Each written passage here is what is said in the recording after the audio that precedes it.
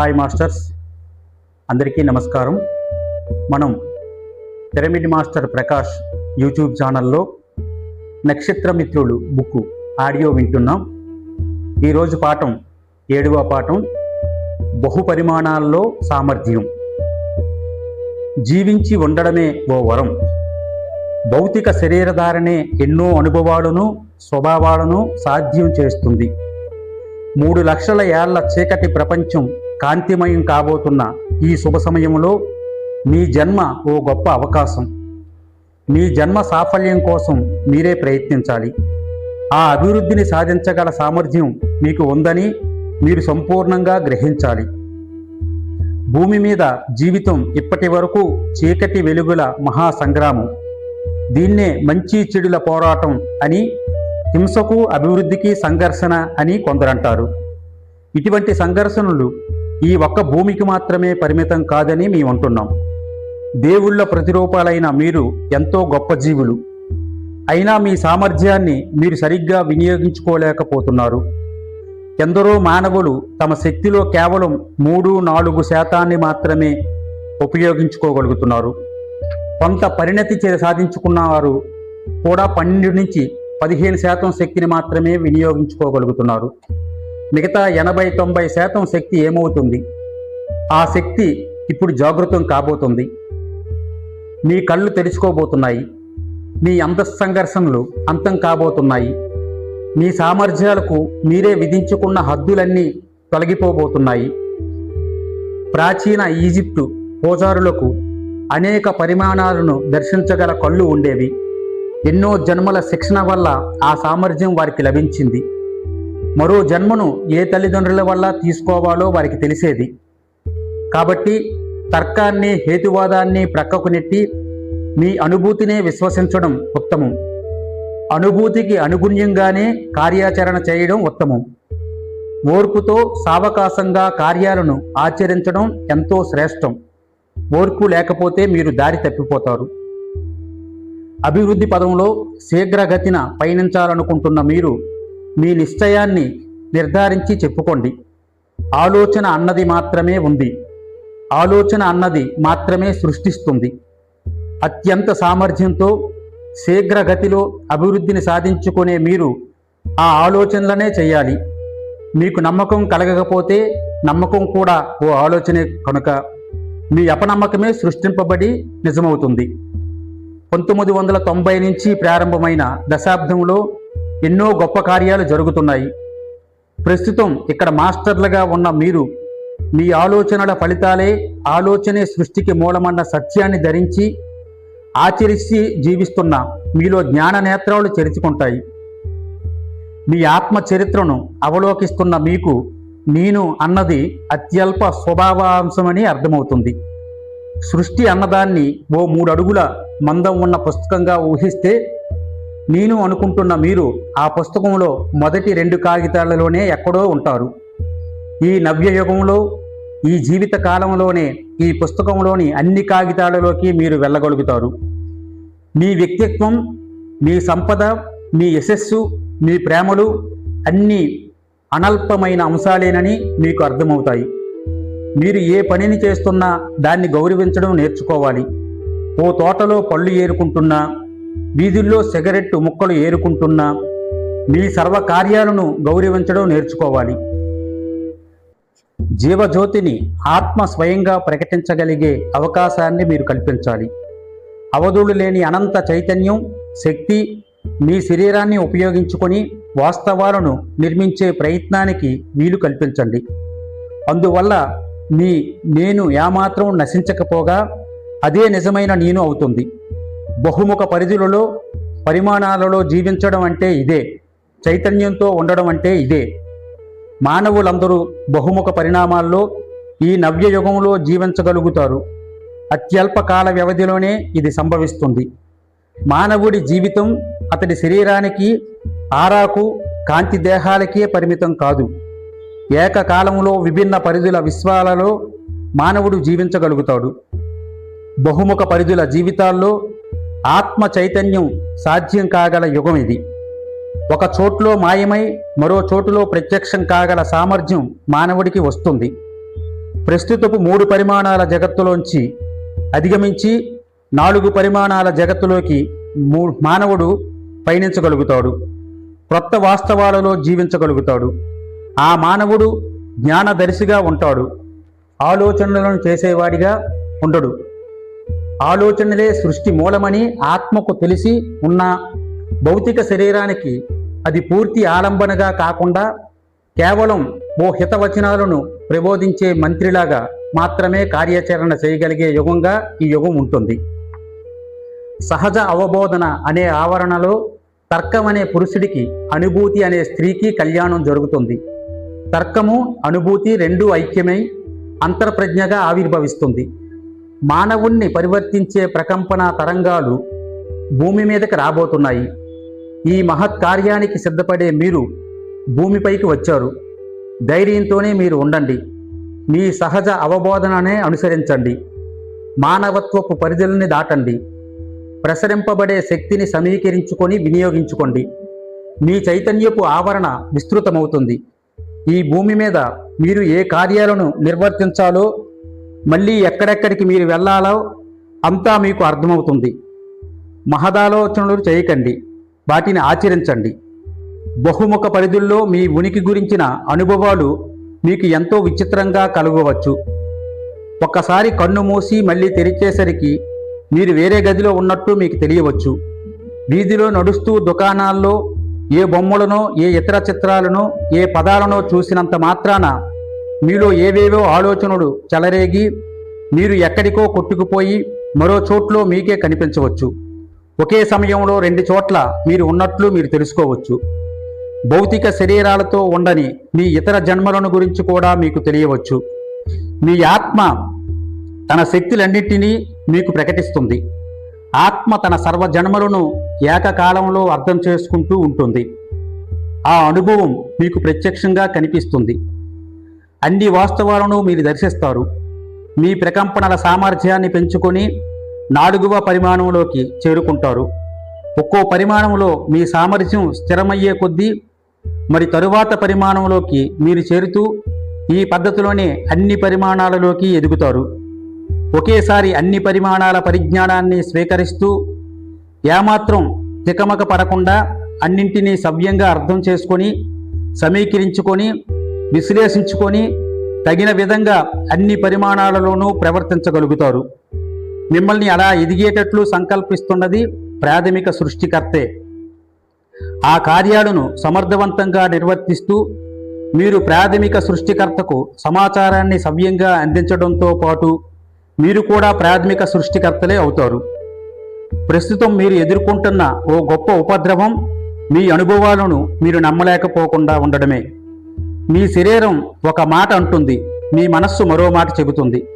మీరు ఓ మాట అంటే సంఘం మరో మాట అంటుంది. బాధ్యతతో మీరుండండి. దైవం సరైన దారిలోనే మిమ్మల్ని నడుపుతుంది. అంతా మీ మేలు కోసమే. కులుగుతున్న అనుభవాలలో మీ చొరవను చూపించండి. అనుభవాలను ప్రీతితో అనుభవించండి. అనుభవం జరుగుతున్నప్పుడు కూడా దాన్ని ఏకకాలంలో గమనిస్తూ ఉండడము, అనుభవిస్తూ ఉండడము, ఆ అనుభవం వల్ల మీలో కలిగించిన ప్రభావాన్ని దర్శించడము, ఇతరుల మీద అనుభవపు ప్రభావాన్ని గమనించడము, ఆ అనుభవ ఫలితాలను కూడా గమనిస్తూ ఉండడమే అభ్యసించండి. ఇతర ప్రపంచాల్లో జీవిస్తున్న మీ ఆత్మలన్నీ ఈ భూమి మీద సమీకృతం కాబోతున్నాయి. వాటిని దర్శిస్తున్న మీరు గడ్డకట్టుకుపోవచ్చు, హృద్రోగం వాత కూడా పడవచ్చు. కానీ ఆ ఆత్మలన్నీ స్వయంగా మీరే. ఈ భూమి మీరు కొత్త పాఠాలు నేర్చుకోబోతున్నారు.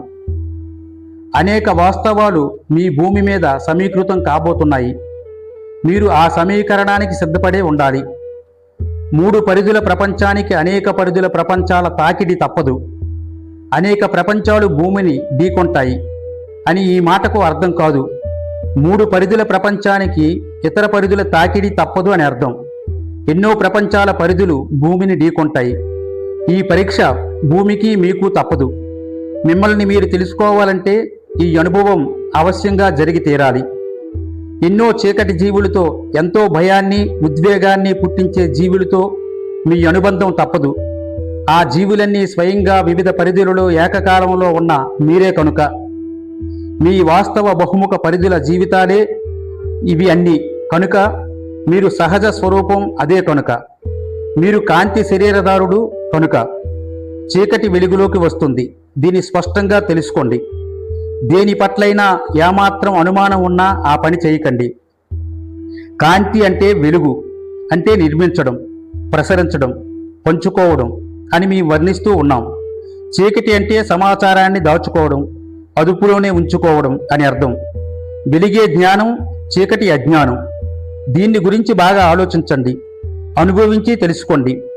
మీరు కాంతి శరీరదారులై కాంతిని స్వీకరించే సామర్థ్యాన్ని పొందుపరుచుకున్న జన్యు ప్రణాళికను మీలో నిక్షిప్తం చేసుకునే ఈ భూమి మీదకి వచ్చి జన్మించి ఉన్నారు. పరిపూర్ణ ఆత్మవాహకులుగా ఎదగడానికే మీరు ఇక్కడ ఇప్పుడు జన్మించి జీవిస్తూ ఉన్నారు. మీ అంశాలు కొన్ని ఎక్కడో కాంతిని ఎలా స్వీకరించాలో తెలియకుండా చీకట్లో మగ్గుతూ అజ్ఞానంతో అఘోరిస్తూ మీ ద్వారా తప్ప మరే ఇతర మార్గాల్లోనూ ఆ సామర్థ్యాన్ని పొందలేవన్న విషయాన్ని గురించి మీరు ఎప్పుడూ ఆలోచించనే లేదా? ఆ జీవులకు కూడా కాంతి కావాలి, వాటికి కూడా జ్ఞానం కావాలి, పరిష్కారాలు సమాధానాలు వాటికి కూడా కావాలి. అవి వాటికి ఎలా అందాలి? మీరే కాంతిని వాటికి అందించాలి, మీరే వాటిని మీలోకి స్వీకరించాలి. అజ్ఞానంలో చీకటిలో మ్రొగ్గుతున్న నా ఆత్మలన్నింటినీ నేను స్వీకరిస్తాను, నా వెలుగును వాటికి పంచుతాను, నా ప్రయాణాన్ని నా అన్ని ఆత్మలతోనూ విలీనమై చేస్తాను అని ఓ సంకల్పాన్ని చేస్తే చాలు. ఎంతో సులభంగా జరిగే పని ఇది. కాంతికి చీకటికి జరిగే యుద్ధం వల్ల మీకు ఏ మేలు కలగదు. కేవలం ఓ ఆందోళన, మిమ్మల్ని మీరు అర్థం చేసుకోలేకపోతున్నామనే భయం మాత్రం మీలో కలుగుతాయి. ప్రాథమిక సృష్టికర్త సర్వజీవుల స్వేచ్ఛ జీవనాన్ని ఆశించి సృష్టి చేశాడు. అందువల్ల ముందుగా ఓ గందరగోళం తయారవుతుంది.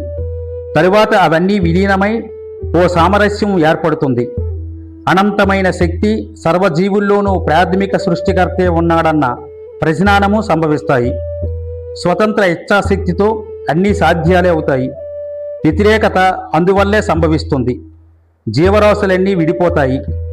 ఆ చీలికలను సృష్టికర్తే సృష్టిస్తున్నాడు. మీరు భయపడుతున్నది మిమ్మల్ని మీరు చూసే. చెడు అనబడేదానికి కూడా ఓ లక్ష్యం ఉంది. మీరు ఒకదాన్ని చెడు అని నిర్ణయించి చెప్తారు. కాంతి కుటుంబీకులైన మీరు ఇతర ప్రదేశాల్లో ఉన్నప్పుడు మీ విభిన్న స్వభావాలలోనూ సహజంగా నటిస్తూ జీవిస్తారు. ప్రస్తుతం భూమి మీదకి వచ్చి ఉన్న మీరు ఈ భూసాంద్రతలో చిక్కుకొని మీ 2 ప్రోగుల జన్యువుతో అతి పేలవంగా జీవిస్తూ ఎన్నో విషయాలను మర్చిపోయి ఉన్నారు. ఇప్పుడు ఆ స్థితిలో నుంచి మేలుకొని మీరు ఎలాంటి స్థితికి ఎదగబోతున్నారో తెలుసుకొని ఉన్న మీకు మీ జీవితంలో మీకు మీరే శత్రువులన్న విషయం అర్థమవుతుంది. ఏ ఇతరులకు లేనంత గొప్ప అవగాహన శక్తి కాంతి శరీరదారులైన మీకు ఉంది. అది మీకు సహజంగానే అబ్బి ఉంది. ఆ ఎరుక నిరంతరం మీకు గుర్తు చేయబడుతూనే ఉంది. దాన్నే మీరు ఇప్పుడు అభ్యసిస్తూ స్వీకరిస్తూ ఉన్నారు. మీతో వైరంగా ఉన్నట్లు అనిపించే మీ విభిన్న స్వభావాలను మీరు స్వీకరించగలగాలి. ఆ స్వభావాలన్నీ వివిధ దేహాలలో సృష్టిలో ఎన్నో చోట్ల ఉన్నాయి.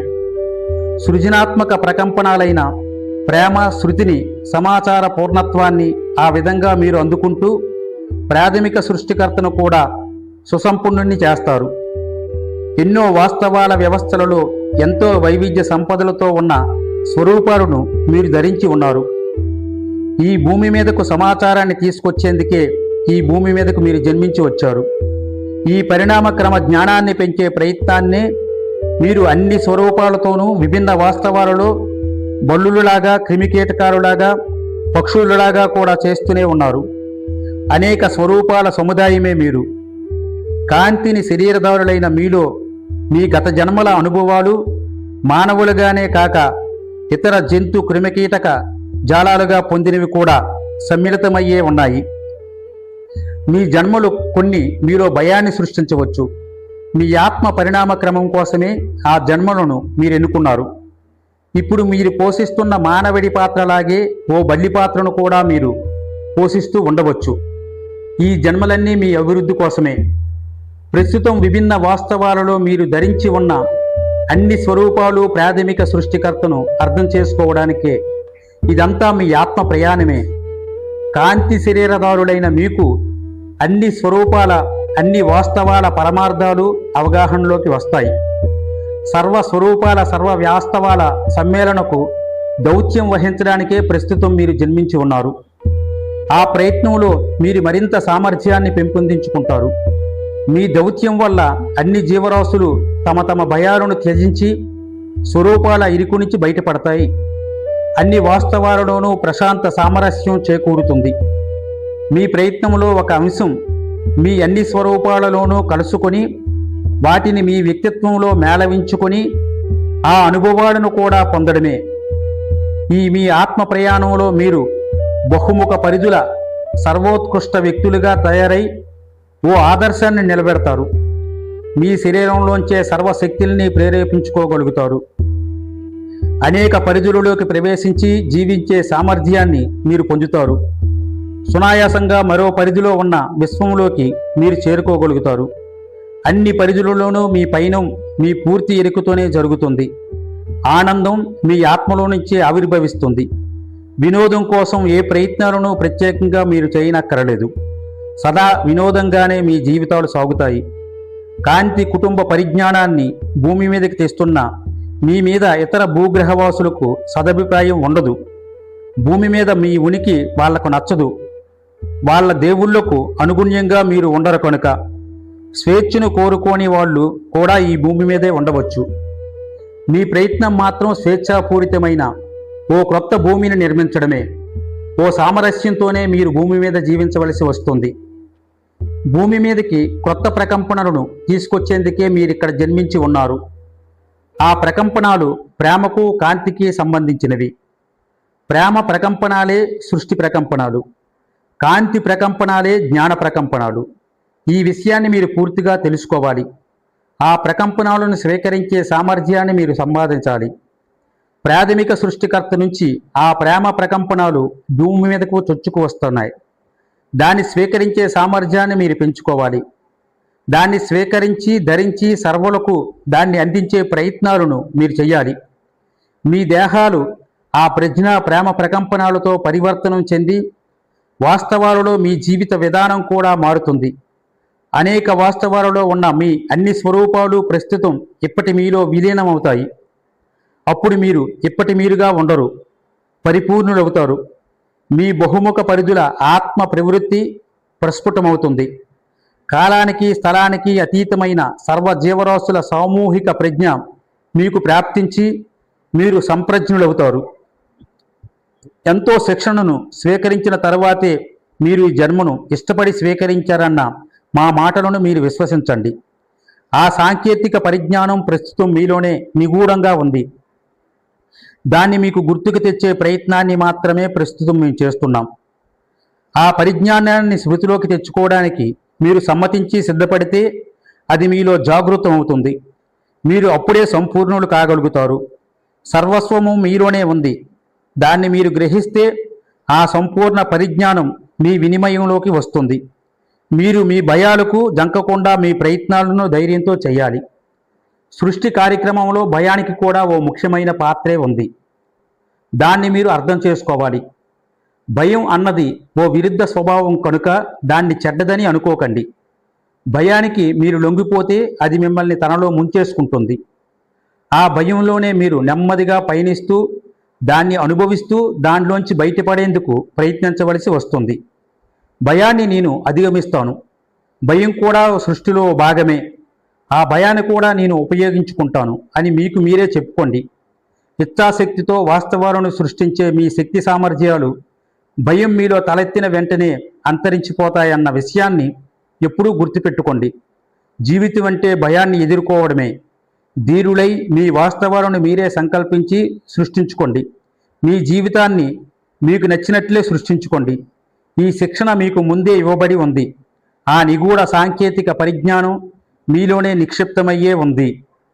ఓకే ఫ్రెండ్స్, 7వ పాఠం ఇంతటితో పూర్తయింది. 8వ పాఠంలో మళ్ళీ కలుసుకుందాం. Okay, thank you.